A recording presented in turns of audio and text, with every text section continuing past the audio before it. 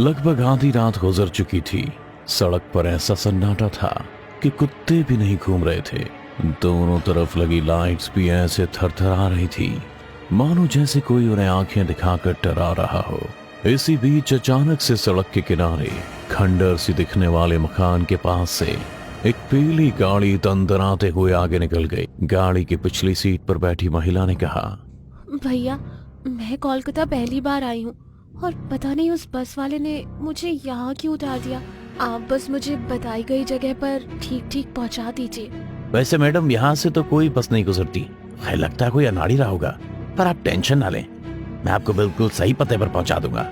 इतना कहते ही वो उस महिला को रियर व्यू मिरर से घूरने लगा। देखने से वो महिला काफी परेशान लग रही थी, क्योंकि वो कभी अपने दोनों हाथ से सर को पकड़ रही थी तो कभी अपने मोबाइल को चलाने की कोशिश कर रही थी। तभी उस महिला ने एकदम से ड्राइवर से कहा, भैया। अचानक से उस महिला को अपनी तरफ देख वो ड्राइवर सकपका गया। उसने तुरंत ही बैक व्यू मिरर में देखते हुए कहा, हाँ मैडम क्या हुआ? वो सूटकेस आपने सही से तो रखा है ना? महिला की बात सुनकर उस ड्राइवर की जान में जान आई कि वो अपने सूटकेस के बारे में पूछ रही है, क्योंकि उसे लगा कि उस महिला ने उसे आईने में घूरते हुए देख लिया था। पर महिला के सवाल के साथ ड्राइवर को इस बात की तसल्ली हो गई। वो आगे देखते हुए अपनी गाड़ी चलाने लगा। रास्ते पर दोनों तरफ लापता हो चुके लोगों के पोस्टर लगे हुए थे, लेकिन उनमें एक चीज सामान्य थी कि सभी ने टैक्सी ड्राइवर जैसे कपड़े पहन रखे थे।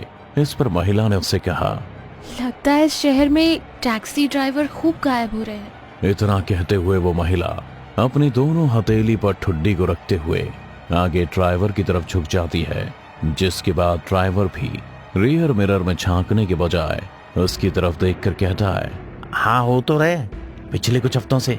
तो आपको डर नहीं लगता? मैं भला क्यों डरने लगा? इतना कहते ही वो ड्राइवर गाड़ी को मेन रोड से ऐसी सड़क की तरफ मोड़ लेता है जहां सड़क किनारे एक लैंप पोस्ट ना होने की वजह से सन्नाटे के साथ साथ अंधेरा भी होता है। वो महिला गाड़ी को अचानक से ऐसे रास्ते पर मुड़ता देख थोड़ा सचेत होकर वापस सीट की तरफ खिसक जाती है। भैया आप ये किस रास्ते जा रहे हैं? शॉर्टकट है मैडम, टेंशन मत लो। ऐसे एक बात बताओ, आप यहाँ अकेले हो या किसी के साथ? अकेले हूँ, पर क्यों? नहीं, मैं तो बस यूं ही पूछ रहा था ताकि सफर अच्छा बना रहे।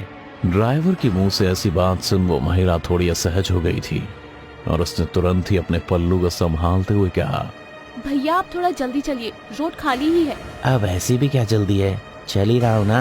लगता है आप मेरे तारीफ का बुरा मान गई, पर बिना तारीफ किए मैं रुक नहीं पाया, क्या करूँ? ड्राइवर की इस बात सुन महिला ने फिर कहा, आप मेरी खूबसूरती पर नहीं आगे सड़क पर ध्यान देंगे तो बेहतर होगा। वो महिला कुछ और भी कहना चाह रही थी कि इतने में उस ड्राइवर का मोबाइल बजने लगा। एक मिनट मैडम, हाँ बोल, कहाँ है तू? कल से दिख नहीं रहा, कहीं तू भी तो लापता नहीं हो गया? अरे नहीं यार, कल एक मस्त सवारी गाड़ी में बैठी थी, पूरी रसगुल्ला, उसी को एक शांत ठिकाने पे ले जाकर रस पी रहा था, तो मैंने सोचा क्यों ना अपने भाई को भी याद कर लूं। कल भी कॉल किया पर तूने उठाया ही नहीं। हाँ यार, वो थोड़ा बिजी था, पर बाद में मैंने कॉल किया था पर लगा ही नहीं। खैर कोई बात नहीं, मेरे पास भी रसमलाई है, पता बता आता हूँ, फिर मिलके स्वाद लेंगे, वही पुराने खंडर के पीछे। इतना सुनते ही ड्राइवर कॉल काट देता है और वापस से उस महिला को रियर व्यू मिरर से देखते हुए मुस्कुराने लगा, जिस पर पीछे बैठी वो महिला कहती है, अच्छा तो मैं रसमलाई हूँ? अरे नहीं मैडम, आप गलत समझ रही हैं, रसमलाई तो यहाँ आगे की सीट पर है। सब समझती हूँ, और मुझे तो लगता है इन्हीं हरकतों की वजह से ड्राइवर्स गायब हो रहे हैं। देखिए मैडम, आप बिल्कुल गलत समझ रही हैं, और मैं आपके पते पर ही तो चल रहा हूँ, पुराने खंडर के पास। इतना कहकर ड्राइवर ने गाड़ी की स्पीड बढ़ा दी, पर अब भी उसकी नजर सामने नहीं बल्कि रियर व्यू मिरर पर ही अटकी हुई थी।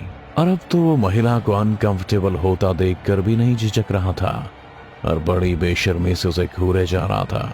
और महिला ने ड्राइवर को घूरते हुए देखा। इस पर ड्राइवर बोला, बस अब पहुंचने ही वाले।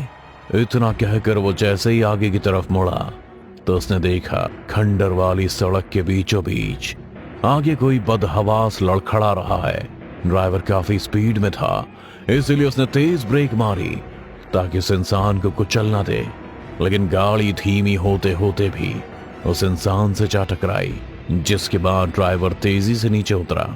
उसने देखा कि वो भी कोई टैक्सी ड्राइवर ही है, जो फुल डल्ली है, इसीलिए वो गर्म होने की जगह नर्म हो गया और उसे संभालते हुए कहने लगा, क्या दादा, इतना भी क्या नशा करना कि होश ही ना रहे। वो उसे संभालते हुए सड़क किनारे जा ही रहा था कि उसे याद आया कि उसकी गाड़ी में एक सवारी भी है।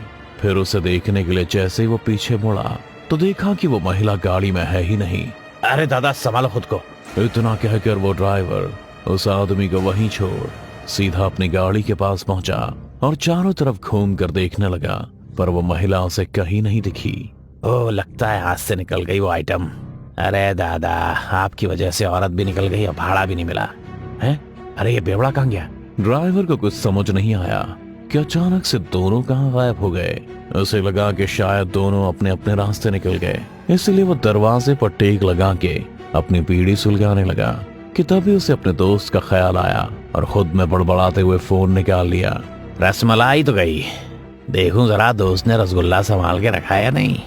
इतना कहकर वो अपने दोस्त को कॉल लगाने लगा और साथ ही बीड़ी का कश भी ले रहा था। तभी उसने ध्यान दिया कि फोन बजने की आवाज तो कहीं आसपास से ही आ रही है, जिसे सुनकर वो आवाज का पीछा करने लगा। जब वो आवाज को सुनकर उसके पास पहुंच गया तो उसे पता चला कि आवाज तो उसकी ही गाड़ी की डिक्की से आ रही है।